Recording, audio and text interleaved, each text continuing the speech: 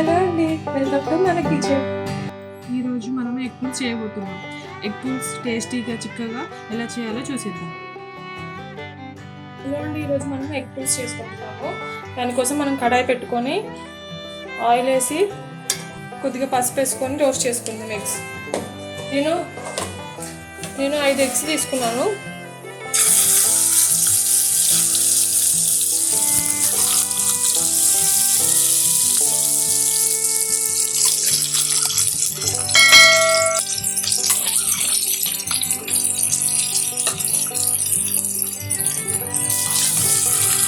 ఎగ్స్ని లైట్గా రోస్ట్ చేసుకోవాలి.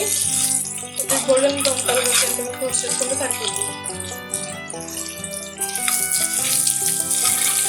ఎగ్ పులుసులోకి ఇలా రోస్ట్ చేసుకున్న ఎగ్స్ వేసుకుంటే టేస్ట్ బాగుంటుంది. మీకు అవసరం లేదనుకుంటే మామూలుగా ఘాట్లు పెట్టేసి ఎగ్స్ బాయిల్ చేసుకున్న తర్వాత ఘాట్లు పెట్టేసుకొని ఆ పులుసులో అలా కూడా వేసుకోవచ్చు. ఈ మాత్రం రోస్ట్ అయితే సరిపోతుంది. నేను దీన్ని ఒక ప్లేట్లోకి తీసుకుంటున్నాను.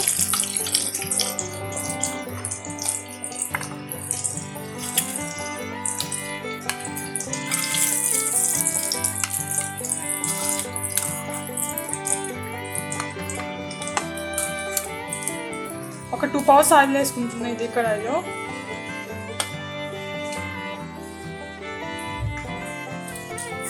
ఆయిల్ హీట్ అయింది. ఇప్పుడు మనం 1/2 స్పూన్ ఆవాలు, 1/2 స్పూన్ జీలకర్ర, కొద్దిగా హింగువ, ఒక రెబ్బ కరివేపాకు.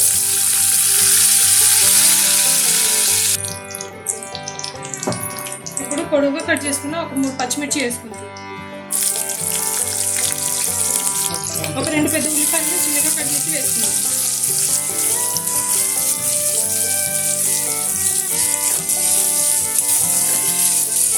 ఆనియన్స్ మాత్రం ఫ్రై అయ్యాక మనము 1/2 స్పూన్ పసుపు, 1/2 స్పూన్ అల్లం, ఆనియన్స్కి సరిపడా సాల్ట్, అల్లము పసుపు పచ్చివాసన పోయేంత వరకు మనం ఫ్రై చేసుకుందాం. అల్లం పసుపు ఫ్రై అయ్యాయి. 1 స్పూన్ కారము, ఒక 1/2 స్పూన్ ధనియాల పొడి, ఒక 1/2 స్పూన్ గరం మసాలా వేసుకొని ఫ్రై చేసుకుందాం. మధ్య మధ్యలో కలుపుతూ ఉండాలి, లేకపోతే అడుగంటిపోతుంది. ఇప్పుడు మనం చింతపండు రసం పోసుకుందాం. ఒక చిన్న నిమ్మకాయ సైజంత చింతపండుని నానబెట్టేసుకొని మనం రసం పోసుకుందాం.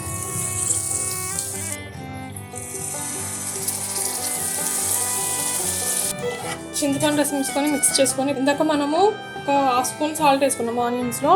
ఇప్పుడు పులుసులో కానీ ఒక 1 స్పూన్ వేసుకుంటున్నాం. కొద్దిగా మెంతిపిండి వేస్తున్నాం, ఒక 1/2 స్పూన్ అంతా. మెంతిపిండి వేయడం వల్ల పులుసు చిక్కదనం వస్తుంది, అలానే టేస్ట్ కూడా చాలా బాగుంటుంది. ఒక బాయిల్ వచ్చిన తర్వాతకి మనము ఎగ్స్ ఫ్రై చేసుకుని ఎగ్స్ వేసుకుందాం, కాట్లు పెట్టేసుకుందాం.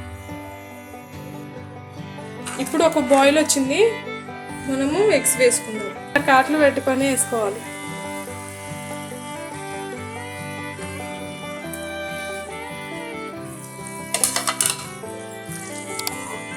ఎగ్స్ వేసుకున్న తర్వాతకి ఆయిల్ అంతా పైకి తేలే వరకు మనము దీన్ని బాయిల్ చేసుకుందాం. చూడండి, ఆయిల్ అంతా పైకి వచ్చింది. ఇలా ఆయిల్ పైకి వచ్చిందంటే మన కర్రీ రెడీ అయిపోయినట్టే. పులుసు కూడా చాలా చిక్కగా పడిపోయింది. ఈ మాత్రం చిక్కగా ఉంటే సరిపోతుంది. ఆఫ్ చేసిన తర్వాతకి కొంచెం చల్లారితే ఇంకా చిక్కగా అవుతుంది. కర్రీ అయిపోయింది. మనం ఇప్పుడు స్టవ్ ఆఫ్ చేసుకొని సర్వ్ చేసుకుందాం. మీకు కనుక మా వీడియో నచ్చినట్లయితే లైక్, షేర్ అండ్ సబ్స్క్రైబ్ చేయండి.